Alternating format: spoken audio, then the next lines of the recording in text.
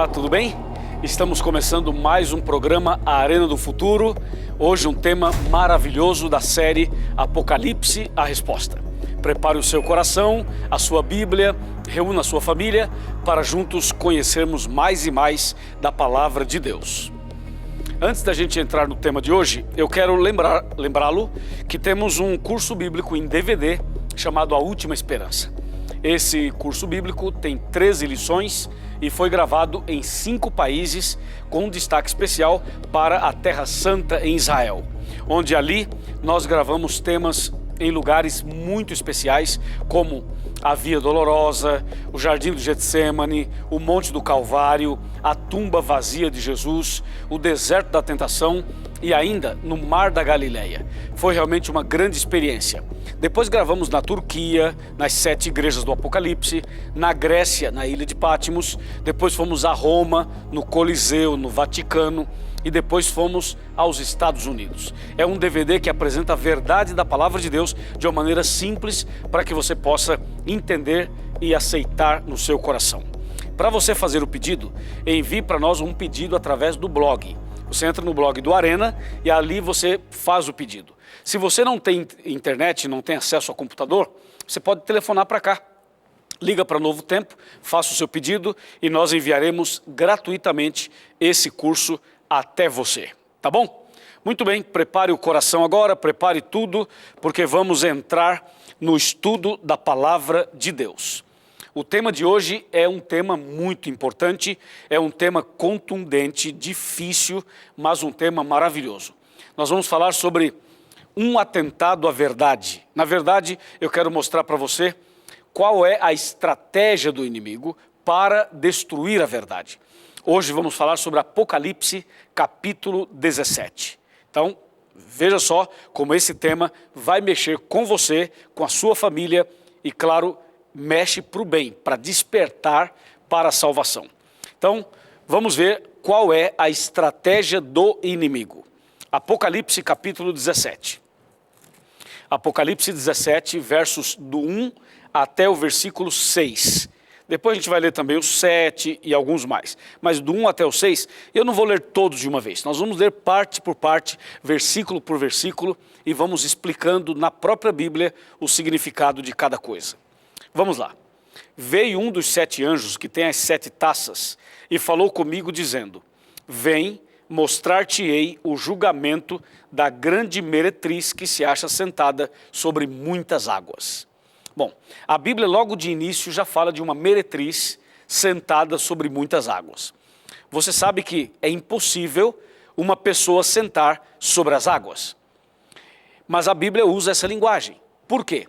Porque isso é Apocalipse, essa é uma linguagem figurativa, uma linguagem simbólica. No caso, mulher em profecia significa igreja. Tá lembrado? Nós falamos isso aqui no Arena, nos programas anteriores. Mas para você que chegou agora, é só você ir para Efésios capítulo 5, verso 23 e 32, em que a Bíblia confirma que assim como Jesus é o cabeça da igreja, a mulher, ou melhor, o marido é o cabeça da mulher. Então, para ficar mais claro, o texto diz assim: assim como o marido é o cabeça da mulher, Cristo é o cabeça da igreja, comparando Jesus com o marido e a mulher com a igreja. Esse texto, então, apresenta uma mulher, e esta mulher é símbolo de uma igreja.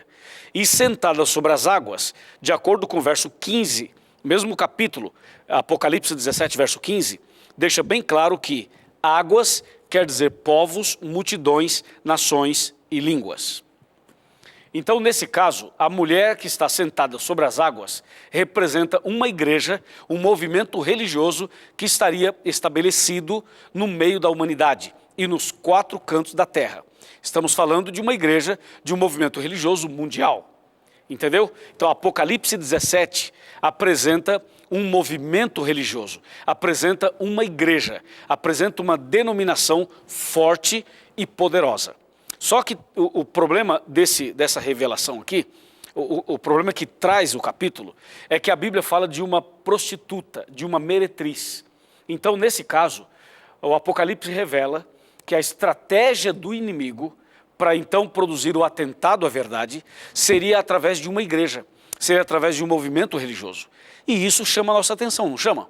Imagina você, Satanás, estabelecer um movimento religioso através do qual ele iria produzir e provocar uma ferida, iria destruir a vida espiritual de tanta gente, usando a igreja como uma estratégia terrível, porque quando você fala em igreja, quando você fala em Bíblia, quando você fala em Deus, você está falando de coisas sagradas, importantes, e as pessoas são levadas a acreditarem naquilo. Então, a estratégia foi bem elaborada, a estratégia foi bem pensada, e o inimigo usa a igreja de uma maneira disfarçada. Por trás da igreja, por trás do movimento, ele então começa a minar as verdades e a jogá-las por terra. Então, entenda bem o contexto todo.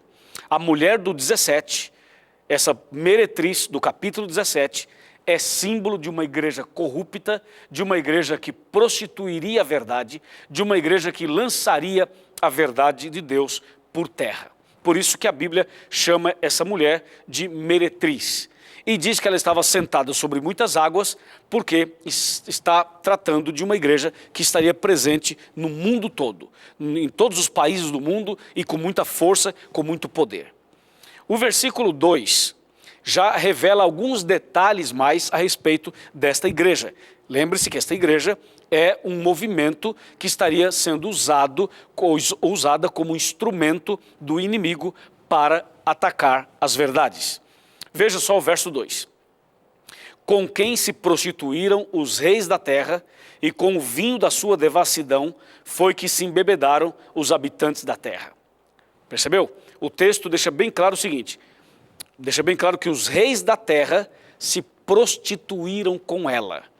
Em outras palavras, essa mulher meretriz, essa igreja, ela teria alianças com os líderes políticos da terra. A Bíblia usa o termo reis, a palavra reis. Significa que a igreja estaria unida com políticos, com movimentos políticos. Por isso que diz a Bíblia, os reis da terra se prostituíram com ela. Por isso, os reis da terra estão presos ou ligados a ela. Entende? Essa mulher conseguiu formar aliança com a classe política ou aqueles que mandam e desmandam nos países. Isso que diz o versículo 2. O versículo 3 é mais impressionante ainda. O versículo 3 revela o seguinte, observe. Transportou-me o anjo em espírito a um deserto e vi uma mulher montada numa besta escarlate, besta repleta de nomes de blasfêmia, com 7 cabeças e 10 chifres. Então o verso 3 mostra que essa mulher seria dirigida, coordenada pela besta do Apocalipse. Por isso que a mulher está montada na besta. Então a besta conduz essa mulher, a besta conduz esta igreja, entendeu? E é isso que diz o versículo 3. O versículo 3 mostra então a mulher sobre a besta e diz que essa besta, ela tem 7 cabeças e tem 10 chifres. Exatamente as mesmas características da besta de Apocalipse 13. Então você percebe que estamos tratando de uma igreja que teria o apoio político, uma igreja que receberia apoio financeiro e favores da política, dos reis, dos imperadores. A Bíblia fala de uma igreja que estaria presente em todos os lugares do mundo, e a Bíblia fala de uma igreja que teria pacto com a besta do Apocalipse. A besta do Apocalipse seria a liderança desta igreja, seria aquele movimento que conduz a mulher. O versículo 4 começa a revelar que igreja é essa. O versículo 4 começa a descrever que igreja seria essa no nosso mundo. Veja o verso 4. Achava-se a mulher vestida de púrpura e de escarlata, adornada de ouro, de pedras preciosas e de pérolas, tendo na mão um cálice de ouro transbordante de abominações e com as imundícias da sua prostituição. Esse verso é muito significativo. Ele já começa dizendo que essa mulher seria muito rica. Ou seja, é uma igreja extremamente rica. Tem ouro, pedras preciosas, pérolas. Não está falando de uma igreja simples, não. Está falando de uma igreja poderosa financeiramente, que tem uma riqueza muito grande. Por isso que a Bíblia descreve dessa forma. Mulher vestida de púrpura, adornada de ouro, pedras preciosas e de pérolas. Depois que a Bíblia deixa claro que essa mulher é rica, a palavra de Deus então usa duas palavras que nos ajudam a entender quem é essa mulher. Vejam as duas palavras no verso 4. A mulher tinha um cálice de ouro na mão e dentro desse cálice tinha abominação e imundícia da sua prostituição. Então vamos imaginar o seguinte, eu tenho aqui um copo com água, né? Um copo com água, está aqui. A Bíblia diz que a mulher tinha na sua mão um cálice, só que era um cálice de ouro. E dentro do cálice não havia água e não havia vinho. Dentro do cálice havia outro tipo de vinho, outro tipo de bebida. O verso 4 fala que esse cálice que a mulher tinha na mão estava transbordando de duas coisas, de abominação e também imundícias da sua prostituição. Então você imagina, o cálice dessa mulher estava cheio, transbordando de abominação e da imundícia da sua prostituição. É esse tipo de bebida, esse tipo de conteúdo que a mulher estaria dando para os seus fiéis. Ou seja, as doutrinas ensinadas por esta mulher, de Apocalipse 17, são doutrinas espúrias, são doutrinas falsas, são doutrinas que não cura as pessoas, não santifica as pessoas, mas destrói, mata e as leva para a perdição. Porque o cálice que ela dá para os fiéis, a bebida que ela dá para os fiéis, o ensinamento, a doutrina, a mensagem, o sermão que essa mulher passa, é uma mensagem que, segundo o verso 4, é uma mensagem que leva abominação, que leva e produz abominação e também imundícia da sua prostituição. O que será que a Bíblia diz sobre o significado dessas palavras? Por exemplo, o que seria abominação? O que seria isso? Bom, a abominação deve ser algum tipo de atitude que leva Deus a reprovar totalmente tal atitude. Eu vou mostrar um texto na Bíblia que vai nos ajudar a entender isso. Veja o que diz Apocalipse capítulo 21, versículo 27. Olha só. Nela nunca jamais penetrará coisa alguma contaminada, nem o que pratica abominação e mentira, mas somente os inscritos no livro da vida do Cordeiro. Entendeu? Então esse texto diz assim, que não pode entrar no céu, nem na nova terra, nem na nova Jerusalém, aquele que pratica abominação e mentira. E eu pergunto, o que é que havia dentro do cálice da mulher? Não era abominação? Era. Então essa mulher do capítulo 17 ensina de tal maneira, transmite uma mensagem tão terrível, que ao invés de salvar a pessoa, condena a pessoa. Entendeu? Então, as pessoas que estão frequentando esta igreja de Apocalipse 17, elas não estão sendo conduzidas para o céu, estão sendo conduzidas para a perdição. É o que diz o texto. Por quê? Porque o Apocalipse 21, verso 27, fala que quem pratica abominação e mentira não pode entrar no reino de Deus. E justamente é esse tipo de doutrina, de ensinamento, que a mulher do capítulo 17 estaria ensinando para os seus membros e para toda a humanidade. É isso que aparece dentro do cálice da mulher. Ainda dentro do cálice, no verso 4, diz que havia imundícia da sua prostituição. E isso é muito grave, extremamente grave. Imundícia da sua prostituição. Ou seja, essa mulher estaria ensinando uma doutrina prostituída. O que seria uma doutrina prostituída? Seria uma doutrina onde mistura verdade com mentira, o certo com o errado, o santo com o profano. Essa mulher do capítulo 17 é especialista em misturar as duas coisas. E isso é chamado na Bíblia de prostituição, imundícia da sua prostituição. Eu vou ler um texto em Ezequiel que nos ajuda a entender melhor essa frase do Apocalipse 17. Vamos para Ezequiel, capítulo 36. Ezequiel está bem aqui? Capítulo 37, melhor dizendo.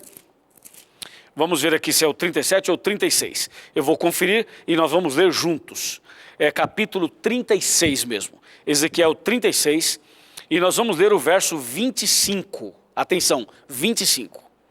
Então aspergirei água pura sobre vós, e ficareis purificados de todas as vossas imundícias, e de todos os vossos ídolos vos purificarei.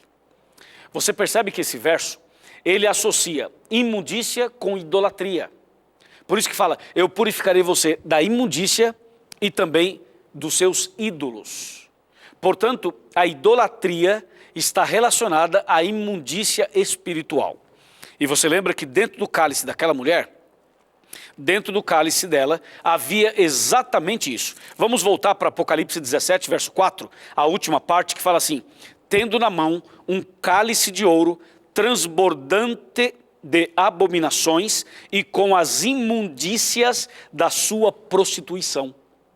Ou seja, o ensinamento dessa mulher é um ensinamento que tira a salvação das pessoas, que conduz as pessoas à perdição, conforme diz Apocalipse 21, 27. E também, os seus ensinamentos estão misturados com idolatria. Ou seja, a idolatria estaria presente nesta igreja de Apocalipse capítulo 17. Entendeu? Então o cálice dela transbordava desse tipo de coisa, desse tipo de abominação. É algo horrível, não é? É horrível. Eu estou falando tudo isso para você, mas meu coração está apertado. Sabe por que está apertado? Porque a gente sabe que no meio dessa igreja do Apocalipse 17 tem gente boa, gente sincera, mas infelizmente essas pessoas estão sendo enganadas, estão sendo conduzidas para um caminho ou por um caminho que não é a vontade de Deus. Mas fique tranquilo, porque no programa de hoje nós vamos mostrar qual é o plano de Deus para cada ser humano, qual é o propósito de Deus para as nossas vidas. Agora, antes de entendermos isso, infelizmente, a gente tem que entrar nesse assunto tão terrível que apresenta uma igreja falsa, uma igreja meretriz, uma igreja que seria instrumento de Satanás, seria a estratégia do inimigo para lançar as verdades de Deus por terra. Creio que está ficando claro para você esse tema. Nós vamos fazer o seguinte, nós fomos até o verso 4. Nós vamos continuar a partir do verso 5. Mas vamos fazer um intervalo e logo depois do intervalo nós vamos retomar o estudo a partir do versículo 5. Aproveite o espaço, aproveite o intervalo para convidar uma pessoa, um amigo, um familiar, mais alguém para estudar a Bíblia conosco aqui no Arena. Até já!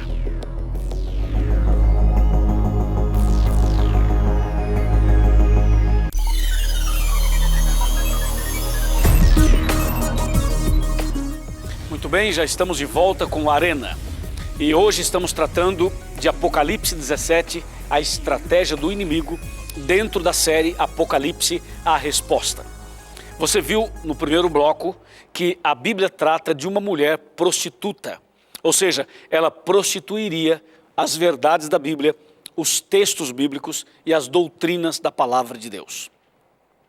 Vamos então continuar a partir do verso 5, Apocalipse 17, verso 5, diz assim, na sua fronte achava-se escrito um nome, um mistério, Babilônia, a grande, a mãe das meretrizes e das abominações da terra. Esse texto é impressionante. Diz que na testa, na fronte dessa mulher, havia uma frase. E a frase era, Babilônia, a grande, mãe das meretrizes e mãe das abominações da terra. Percebe que isso é fortíssimo. Ou seja, nós não estamos lidando com uma coisa qualquer, com um movimento qualquer. A Bíblia está lidando com um movimento muito forte. Ou seja, com um movimento religioso extremamente poderoso, que seria um instrumento nas mãos do inimigo. Imagina, Babilônia. Esse nome, Babilônia, aparece no Antigo Testamento. Você sabe que existia uma cidade chamada Babilônia.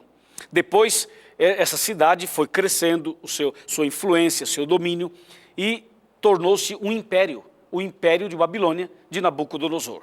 Só que, como nós sabemos, a cidade de Babilônia não existe mais, foi destruída. E o Império Babilônico também não mais. Agora, a palavra Babilônia vem de Babel. Você lembra da Torre de Babel? Pois é, a palavra Babilônia, ela deriva dessa palavra Babel. E você sabe que Babel, a Torre de Babel, era uma tentativa humana de resolver os seus próprios problemas. Era uma tentativa humana de encontrar a salvação com as suas próprias obras. Eles queriam construir uma torre e através dessa torre eles se protegeriam de um futuro dilúvio, de um outro problema que poderia acontecer na face da terra. Era uma ação humana para tentar chegar até o céu, chegar até Deus e tudo mais. Inclusive, Babel também significa porta do céu. Entende? E o resultado dessa Torre de Babel, você já sabe, foi uma confusão, porque Deus confundiu a língua deles. Aí, de Babel vem Babilônia. Portanto, Babilônia tem dois significados básicos. O primeiro é confusão. O outro é salvação pelas obras. Entende? A palavra Babilônia traz em si esses significados. A salvação pelas obras e a confusão. Agora, no Apocalipse 17, aparece na testa da mulher escrito assim, Babilônia a Grande. Nesse caso, é a Babilônia espiritual. Então, essa mulher do 17 é uma igreja que teria o espírito babilônico. Qual que é o espírito babilônico? É ensinar a salvação pelas obras.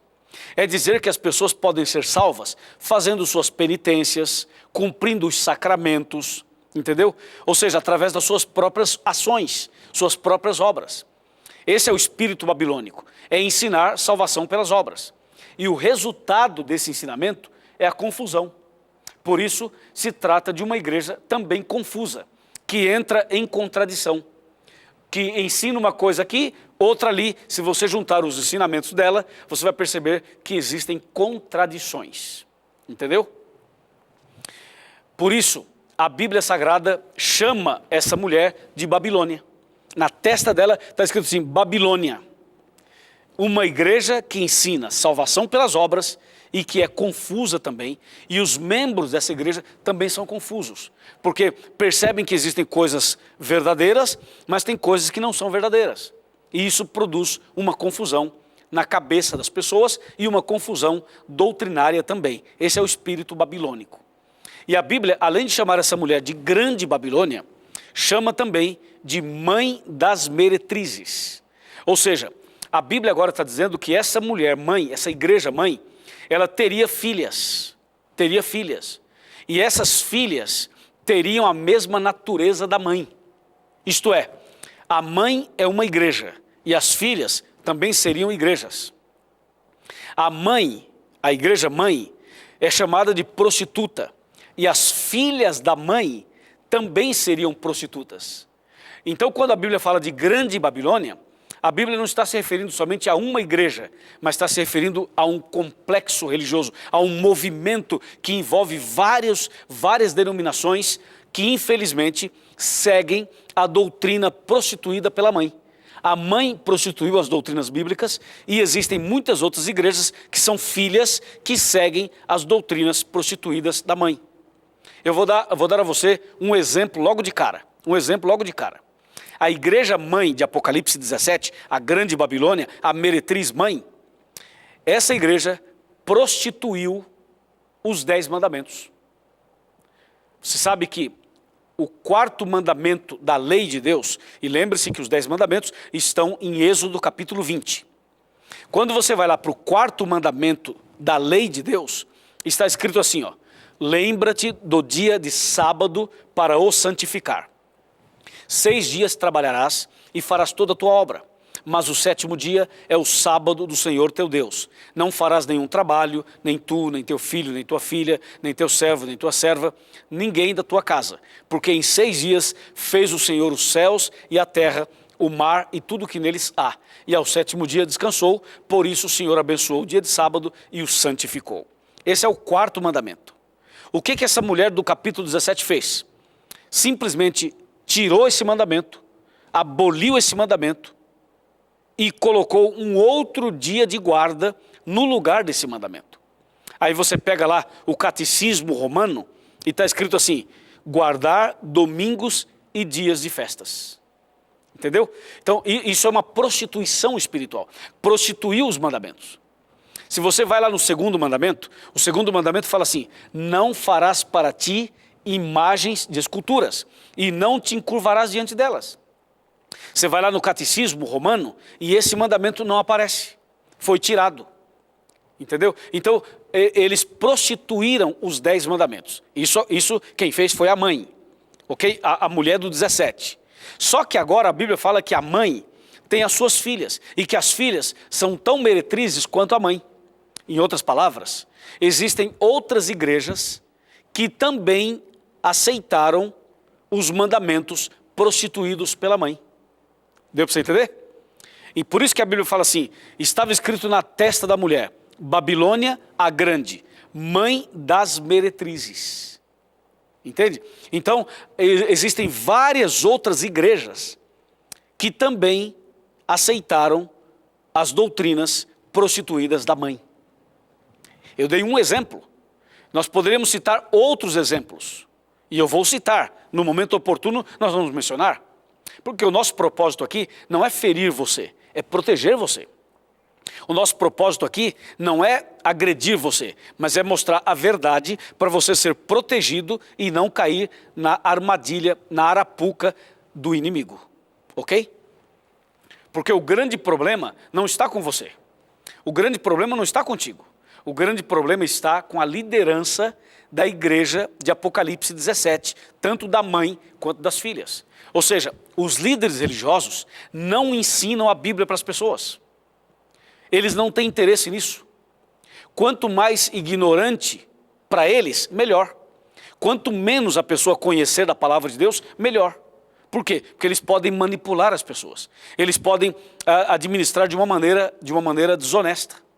Tanto a mãe quanto as filhas. Por isso que as pessoas, infelizmente, não abrem a Bíblia para fazer estudo bíblico. Esses dias, eu recebi um telefonema no meu escritório e a pessoa falou assim: pastor, eu estou assistindo Arena e tem sido uma bênção na minha vida. Eu estou aprendendo coisas que há 20 anos de igreja evangélica que eu frequento, eu não aprendi, eu não sabia. E a pessoa diz assim: pastor, você poderia enviar para mim mais estudos bíblicos? Porque na minha igreja não tem estudo bíblico. Na minha igreja, o nosso pastor e a nossa liderança, eles não ensinam a Bíblia para a gente. Eles só lêem um versículo e começam a pedir dinheiro. Lê um versículo e começa a pedir dinheiro. É um versículo, pede dinheiro, exorcismo e gritaria e tal. Mas nós, dizia ele, queremos aprender a Bíblia, mas a gente não tem isso. E agora, através do Arena, eu estou aprendendo a palavra de Deus. E eu quero saber mais. Me manda, pastor, mais estudos bíblicos. E a nossa equipe já está enviando para ele, já enviamos vários estudos bíblicos. Então, meu amigo, vale a pena. E esse texto diz: Babilônia, a grande, mãe das meretrizes e mãe das abominações da terra. Você entendeu por que está escrito Babilônia lá? Porque significa confusão e salvação pelas obras. Isso ocorre com a mãe e também com as filhas. Agora, o texto não para por aí. O texto continua. Vamos para o verso 6 agora. Verso 6. Diz assim: então vi a mulher embriagada com o sangue dos santos e com o sangue das testemunhas de Jesus. E quando a vi, admirei-me com grande espanto. Que texto impressionante. Esse texto é super esclarecedor. Esse texto já nos ajuda a descobrir que mulher é essa. O texto diz que a mulher estava embriagada, mas não estava embriagada com bebida alcoólica, estava embriagada com o sangue dos santos. Como é isso? Embriagada com o sangue dos santos? Nós temos que fazer aqui uma pergunta: quem são os santos? Por que essa mulher estava embriagada com o sangue dos santos? Quem são os santos? Vamos ver? Apocalipse 14, verso 12. Diz assim: aqui está a perseverança dos santos, os que guardam os mandamentos de Deus e a fé em Jesus. Então, santos são aqueles que guardam os mandamentos de Deus e a fé, como diz o texto, e a fé em Jesus. E o que é que diz Apocalipse 17, verso 6? Que a mulher prostituta estava embriagada com o sangue dos santos. Isto é, a mulher do 17, além de prostituir os mandamentos, além de adulterar os mandamentos, ainda perseguiu e matou aqueles que guardavam os mandamentos de Deus. Por isso a Bíblia diz que a mulher está embriagada, ou estava e ainda está embriagada com o sangue dos santos e com o sangue das testemunhas de Jesus. E João diz assim: quando a vi, admirei-me com grande espanto. Claro, agora você para e pergunta: pastor, quando foi que essa mulher se embriagou com o sangue dos santos?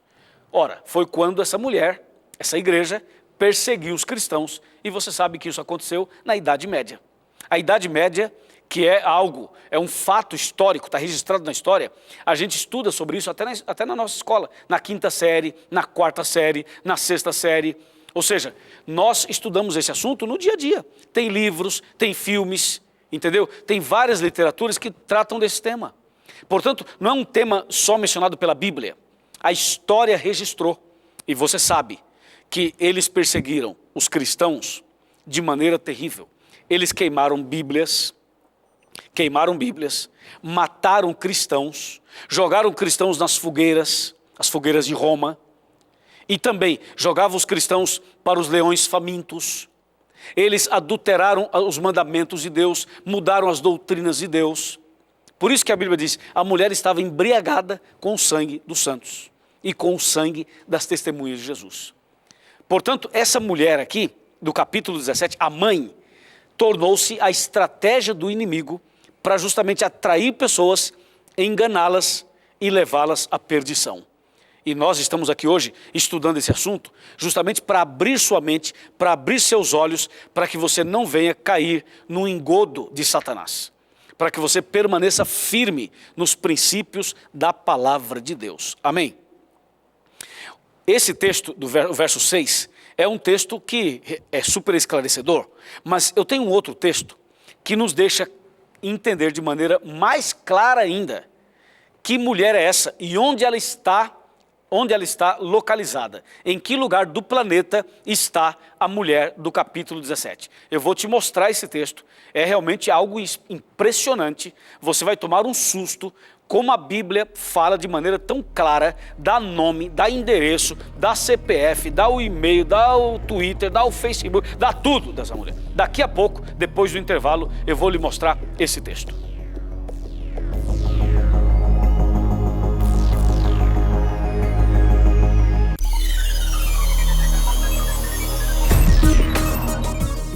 Muito bem, já estamos de volta com a Arena do Futuro, hoje tratando de Apocalipse 17, falando da estratégia do inimigo dentro da série Apocalipse, a Resposta.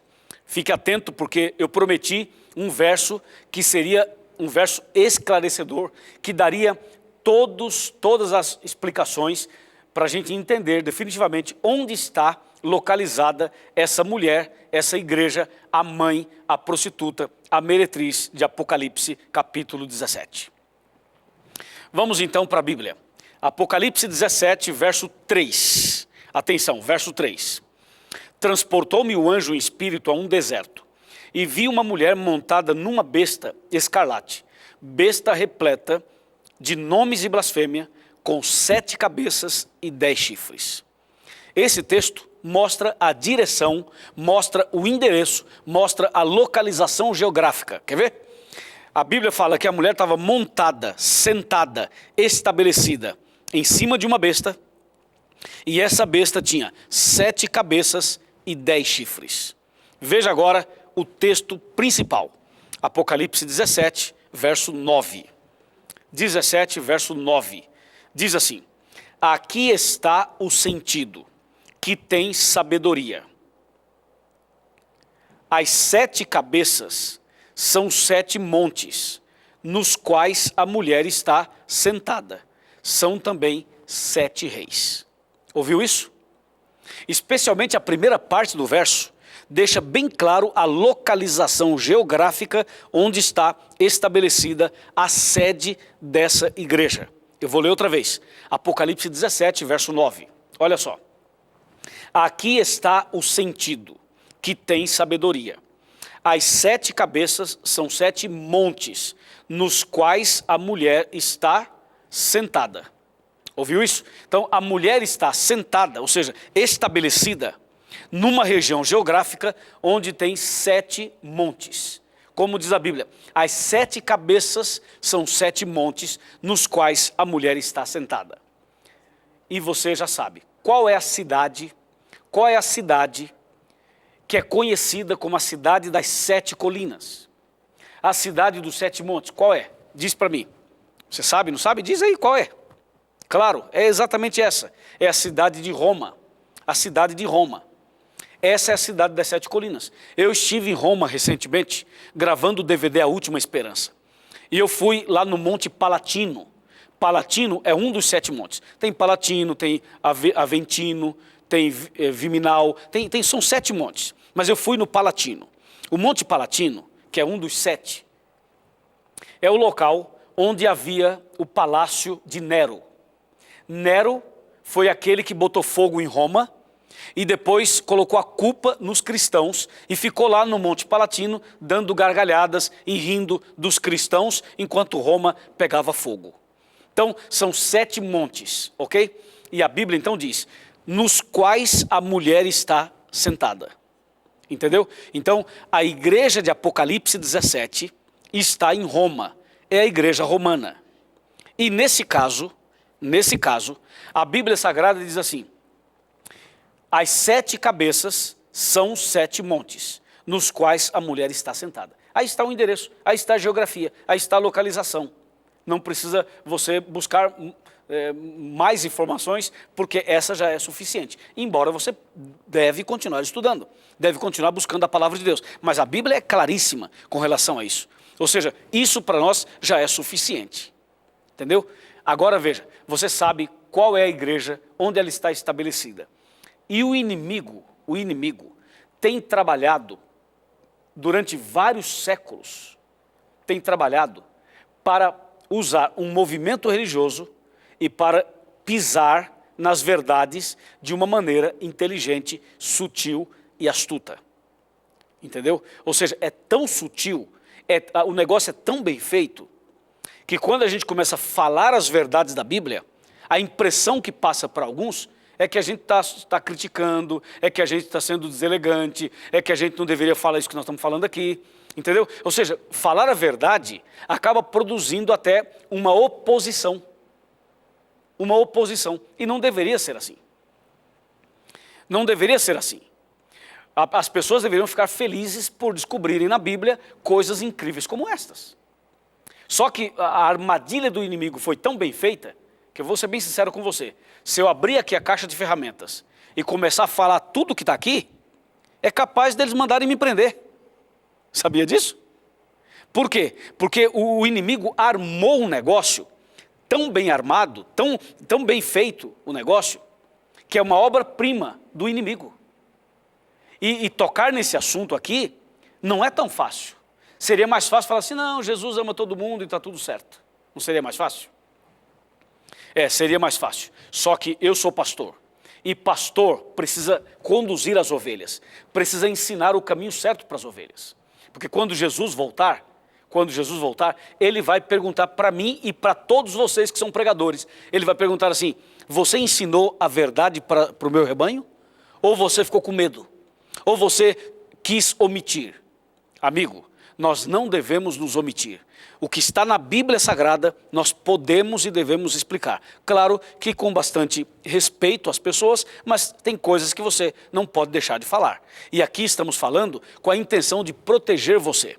Ou seja, você e eu deveríamos ficar chateados com aqueles que nos enganaram durante tanto tempo. E não ficar chateados com o Arena, porque o Arena está mostrando na Bíblia as verdades da palavra de Deus. Entende? Então, amigo, abra os olhos para que você venha tomar uma decisão certa, da maneira certa, pelo caminho certo, conforme diz a palavra de Deus. Eu quero falar para você uma coisa. Eu não nasci num lar adventista. Quando eu nasci, minha família toda era católica, como a maioria das famílias brasileiras. E eu cresci nesse ambiente da igreja romana. Me tornei sacristão. E fui sacristão por 5 anos. Até que um dia, Deus falou comigo de uma maneira impressionante. E você sabia que Deus fala com a gente? Sim, Deus fala com a gente. Ele falou comigo.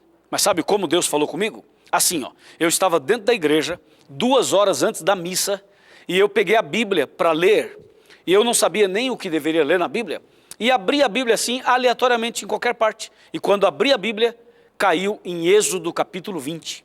E eu, dentro da igreja, sacristão, buscando entender a palavra de Deus, quando eu li os 10 mandamentos, aquilo foi um terremoto no meu coração. Eu li, eu estava lendo, mas eu não estava acreditando que estava escrito aquilo ali. Porque eu não sabia, eu não tinha conhecimento da palavra de Deus. E quando eu li os 10 mandamentos, aquilo me despertou. Me despertou de uma tal maneira que eu comecei agora a sentir o desejo de conhecer mais a Bíblia, de saber mais as verdades. E eu busquei conhecimento, busquei com o meu sacerdote, busquei com outras pessoas, e eu queria saber mais. Eu quero que alguém me explique isso daqui. Por que aqui diz uma coisa e a gente faz outra? Por que a Bíblia diz A e a gente faz B? Por que aqui está escrito para fazer dessa forma e nós fazemos de outra forma? Aí eu comecei a perceber que alguém havia mexido na Bíblia. Alguém havia mexido ou adulterado textos e doutrinas da Bíblia. Então, eu fui buscar e olha eu aqui. Olha eu aqui. Então, você também pode buscar. Você também pode estudar. Não creia no que as pessoas falam. Apenas creia no que está escrito na Bíblia e comprove na história. Busque na palavra de Deus e na história. Aí você vai saber a verdade nua e crua. Agora, pensa bem antes. Porque quando você descobrir a verdade, você vai ter que tomar uma decisão. Quando você descobre a verdade, Deus te pede uma decisão. Como hoje, aqui. Você está assistindo a Arena e hoje você vai ser convidado a tomar uma decisão. Ou seja, Deus está chamando você agora para tomar uma decisão. Uma vez que você conhece agora a palavra de Deus, especialmente Apocalipse 17. Deus agora exige de você e de mim, exige, vamos botar entre aspas, que nós tomemos uma postura. Agora, você pode tomar a decisão tanto para a direita quanto para a esquerda. Ou seja, você pode aceitar ou rejeitar. Isso é uma decisão sua. A minha parte é abrir a Bíblia, ensinar a verdade e te dar a opção de decisão. Você pode fazer isso. Você tem o livre-arbítrio, você tem liberdade de escolha. E você pode optar pela verdade ou não. Só que você tem que saber, a decisão que você tomar vai ter consequências eternas. Se você tomar a decisão pela verdade da palavra de Deus, você vai ter a vida eterna. Se você tomar a decisão de não aceitar a palavra de Deus, você vai ter a perdição eterna. Isso serve para você e serve para mim, serve para qualquer um de nós. Mas eu sei que você é uma pessoa sincera. E se você está aqui, é porque você deseja a salvação e a vida eterna. Por isso, louvado seja Deus, meus parabéns, fica firme, porque eu vou mostrar daqui a pouco, em Apocalipse 18, qual é o plano de Deus para a sua vida. Qual é o chamado de Deus para você hoje, aqui nesse programa. Entendeu? Eu estou falando com você, exatamente com você. Você deve estar pensando, será que está falando comigo, pastor? Sim, é com você que eu estou falando, com você. Deus está chamando você, hoje, para você começar uma vida nova. E não tenha medo, não tenha medo. Não fique em cima do muro. Com Deus é assim, é sim, sim e não, não. O que passar disso é de procedência maligna. Entendeu? Então, fica firme, que eu vou te mostrar daqui a pouco o chamado de Deus para a sua vida. Amém? Ok, então vamos abrir a Bíblia em Apocalipse 18. Apocalipse 18, a partir do verso 1. Verso 1, verso 2, verso 3 e verso 4. Esses 4 versos são extremamente importantes. Ouça. Depois destas coisas, vi descer do céu outro anjo, que tinha grande autoridade, e a terra se iluminou com a sua glória. Número 2. Então exclamou com potente voz, dizendo: Caiu, caiu a grande Babilônia, e se tornou morada de demônios, covil de toda espécie de espírito imundo, e esconderijo de todo gênero de ave imunda e detestável. Número 3. Pois todas as nações têm bebido do vinho do furor da sua prostituição. Com ela se prostituíram os reis da terra. Também os mercadores da terra se enriqueceram à custa da sua luxúria. Número 4. Ouvi outra voz do céu dizendo: Retirai-vos dela, povo meu, para não serdes cúmplices em seus pecados e para não participardes dos seus flagelos. Uau, que texto impressionante esse, não é? Olha só, o versículo 3 me impressiona. O 3, olha o que diz o 3. Pois todas as nações têm bebido do vinho do furor da sua prostituição. Quantas nações? Vamos, quantas? Responde. Quantas nações? Quantas? Todas. Isso quer dizer que o Brasil também. Isso quer dizer que o Brasil também. Isso quer dizer que os países da América do Sul, os países do mundo inteiro, beberam do vinho prostituído dessa mulher. Ou seja, as pessoas estão comprometidas ou compromissadas com essa mulher. Que coisa impressionante. Parece que tem uma dívida entre eles. E por isso, os governantes precisam ficar do lado dessa igreja. Precisam botar dinheiro, apoiar, entendeu? As pessoas desse movimento do capítulo 17 aprontam tanto, mas o governo protege, as pessoas protegem. Incrível isso, não é? Pois é o que diz o verso 3. Todas as nações beberam do vinho do furor da sua prostituição. Agora, não esqueça que o verso 2 fala o seguinte: caiu a grande Babilônia.